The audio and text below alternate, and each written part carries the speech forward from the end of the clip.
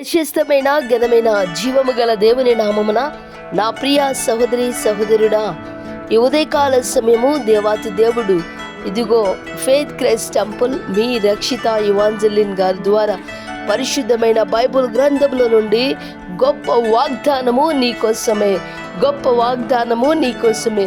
విశ్వసించువాడు కలవరపడడు, విశ్వసించువాడు కలవరపడడు, విశ్వసించువాడు కలవరపడడు.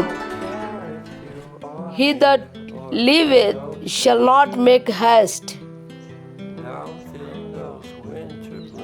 He that liveth shall not make haste.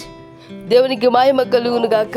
ప్రభు నందు విశ్వాసం ఉంచువాడు, ప్రభు వైపు చూసువాడు, ప్రభుతో నడువలను ఆశపడినవాడు, తనకున్నటువంటి కలవరమును బట్టి, తనకు వచ్చేటువంటి శ్రమలను బట్టి, తను ఎదుర్కొంటున్నటువంటి ఆ యొక్క బలహీనమైనటువంటి ఆ బలహీనపరిచే శ్రమలు లేక నిందలు లేక ప్రియులరా, మనం ఆశించినది, మనము ఊహించినది, మనము తలంచినది జరగనప్పుడు దానికి క్వైట్ అపోజిట్గా ఒక పరిస్థితి ఎదురైనప్పుడు మనము వెనకకు మళ్ళడానికి లేక ఆ యొక్క పరుగులో లేక ఆ యొక్క తీర్మానంలో లేక ఆ యొక్క దర్శనంలో వెనకకు వెళ్ళడానికి అవకాశం ఉంది.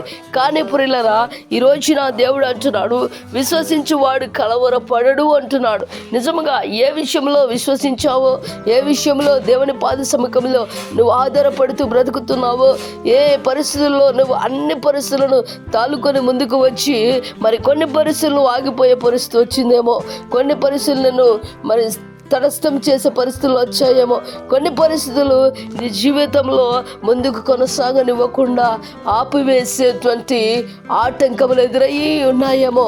కానీ ఉదయకాల సమయము దేవుడి సన్నిధిలో దేవుని యొక్క గొప్ప వాగ్దానం నీతో మాట్లాడుతూ ఉంది. ఏంటంటే, విశ్వసించువాడు కలవరపడడు. అవును ప్రియులరా, విశ్వాసంతో పేతురు దేవుడి దగ్గర ఆ యొక్క సముద్రంలో ముందుకు వెళ్ళటకు ఇష్టపడ్డాడు. అయ్యా, నీతో కూడా నడిచి నేను ముందుకు వస్తానన్నప్పుడు please come walk with me అన్నాడు. దేవునికి మహిమ కలుగును. నువ్వు రా, నాతో కలిసి ఈ యొక్క మహాసముద్రం నడువు అని చెప్పినప్పుడు విశ్వసించాడు, అడుగు వేశాడు ప్రియులరా, నడుస్తూ వచ్చాడు.